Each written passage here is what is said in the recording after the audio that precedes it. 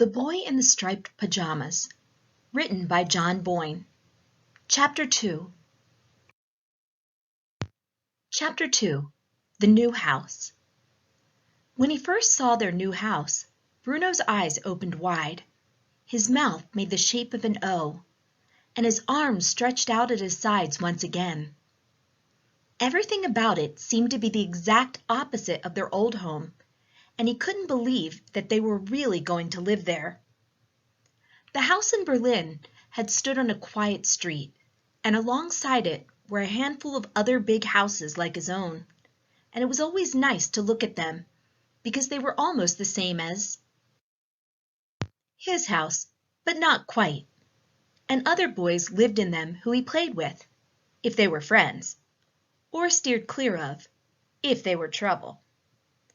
The new house, however, stood all on its own in an empty, desolate place, and there were no other houses anywhere to be seen, which meant there would be no other families around, and no other boys to play with, neither friends nor trouble. The house in Berlin was enormous, and even though he'd lived there for 9 years, he was still able to find nooks and crannies that he hadn't fully finished exploring yet. There were even whole rooms, such as Father's office, which was out of bounds at all times and no exceptions, that he had barely been inside.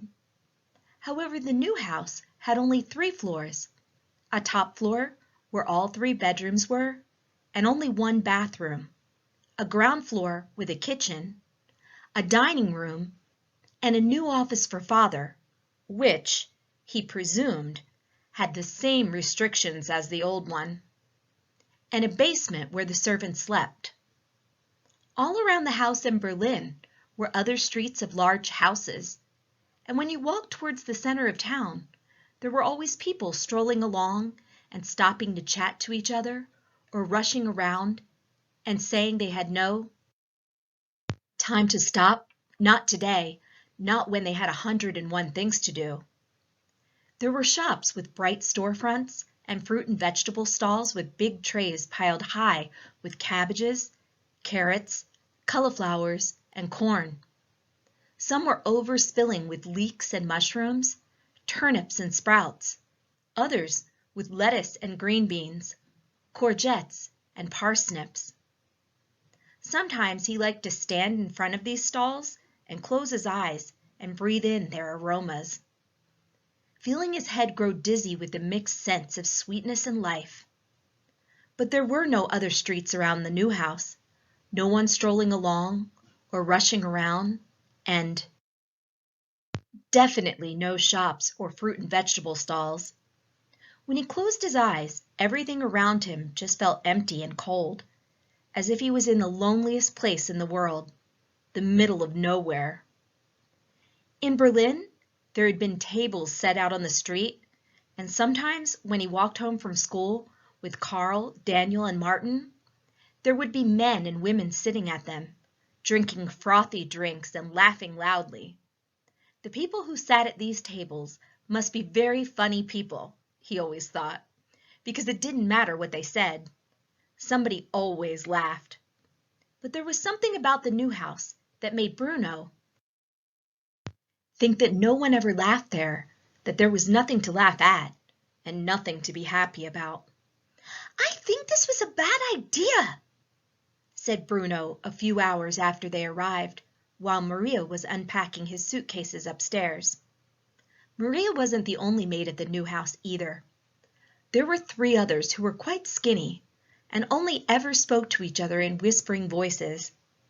There was an old man, too, who, he was told, was there to prepare the vegetables every day and wait on them at the dinner table, and who looked very unhappy, but also a little angry. "We don't have the luxury of thinking," said Mother, opening a box that contained the set of 64 glasses that Grandfather and Grandmother had given her when she married Father. "Some people make all the decisions for us." Bruno didn't know what she meant by that, so he pretended that she'd never said it at all. "I think this was a bad idea," he repeated. I think the best thing to do would be to forget all about this and just go back home. We can chalk it up to experience, he added, a phrase he had learned recently and was determined to use as often as possible. Mother smiled and put the glasses down carefully on the table. I have another phrase for you, she said. It's that we have to make the best of a bad situation. Well, I don't know that we do, said Bruno. I think you should just tell Father that you've changed your mind and, well, if we have to stay here for the rest of the day and have dinner here this evening and sleep here tonight because we're all tired, then that's all right. But we should probably get up early in the morning if we're to make it back to Berlin by tea time tomorrow. Mother sighed. Bruno, why don't you just go upstairs and help Maria unpack? She asked. But there's no point unpacking if we're only going to... Bruno, just do it, please, snapped Mother, because apparently it was all right if she interrupted him, but it didn't work the other way around. We're here, we've arrived, this is our home for the foreseeable future, and we just have to make the best of things. Do you understand me? He didn't understand what the foreseeable future meant, and told her so. It means that this is where we live now, Bruno, said Mother, and that's an end to it. Bruno had a pain in his stomach and he could feel something growing inside him, something that when it worked its way up from the lowest depths inside him to the outside world would either make him shout and scream that the whole thing was wrong and unfair and a big mistake for which somebody would pay one of these days, or just make him burst into tears instead. He couldn't understand how this had all come about. One day he was perfectly content playing at home, having 3 best friends for life, sliding down banisters, trying to stand on his tiptoes to see right across Berlin. And now he was stuck here in this cold, nasty house with 3 whispering maids and a waiter who was both unhappy and angry, where no one looked as if they could ever be cheerful again. Bruno, I want you to go upstairs and unpack, and I want you to do it now, said Mother in an unfriendly voice, and he knew that she meant business, so he turned round and marched away without another word. He could feel tears springing up behind his eyes, but he was determined that he wouldn't allow them to appear. He went upstairs and turned slowly round in a full circle, hoping he might find a small door or cubbyhole where a decent amount of exploration could eventually be done. But there wasn't one.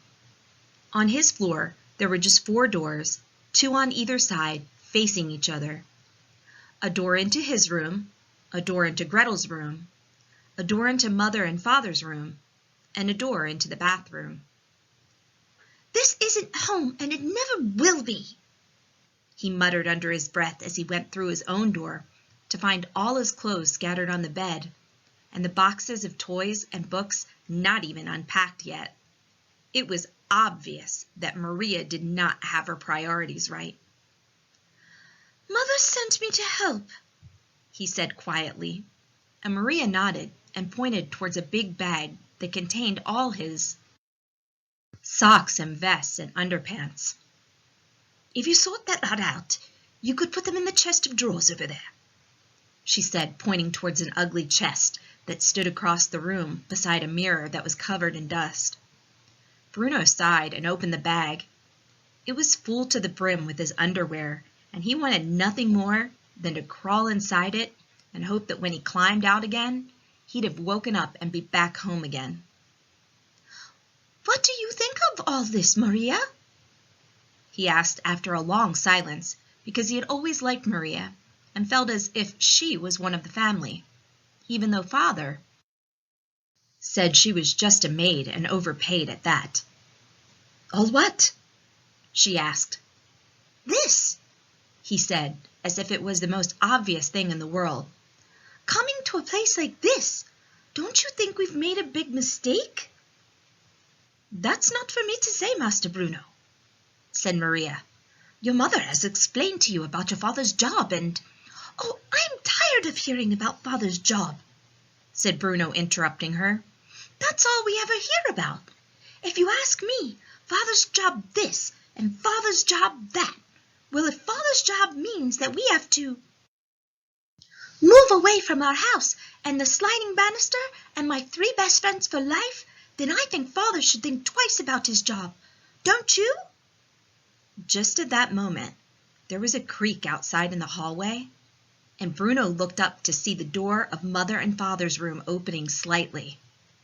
He froze, unable to move for a moment. Mother was still downstairs, which meant that Father was in there, and he might have heard everything that Bruno had just said. He watched the door, hardly daring to breathe, wondering whether Father might come through it and take him downstairs for a serious talking to. The door opened wider, and Bruno stepped back as a figure appeared. But it wasn't Father. It was a much younger man, and not as tall as Father either, but he wore the same type of uniform, only without as many decorations on it. He looked very serious, and his cap was secured tightly on his head. Around his temples, Bruno could see that he had very blonde hair, an almost unnatural shade of yellow. He was carrying a box in his hands and walking towards the staircase, but he stopped for a moment when he saw Bruno standing there watching him.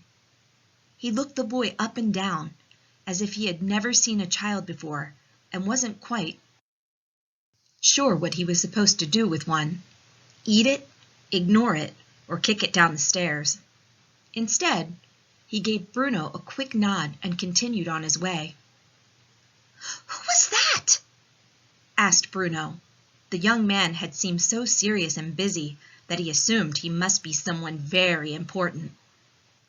"One of your father's soldiers, I suppose," said Maria, who had stood up very straight when the young man appeared and held her hands before her like a person in prayer.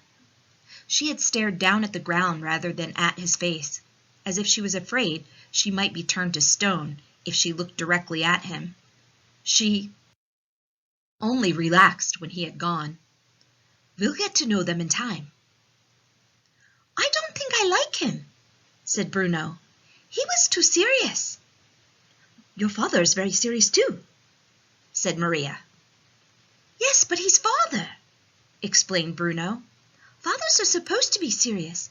It doesn't matter whether they're greengrocers or teachers or chefs or commandants," he said, listing all the jobs that he knew decent, respectable fathers did, and whose titles he had thought about 1,000 times.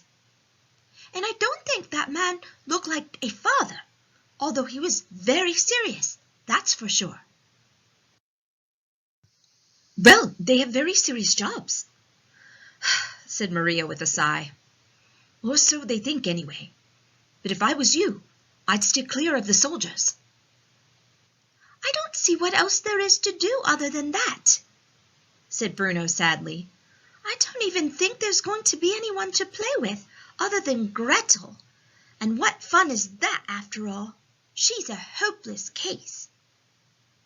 He felt as if he was about to cry again, but stopped himself, not wanting to look like a baby in front of Maria. He looked around the room without fully lifting his eyes up from the ground, trying to see whether there was anything of interest to be found. There wasn't, or there didn't seem to be. But then one thing caught his eye.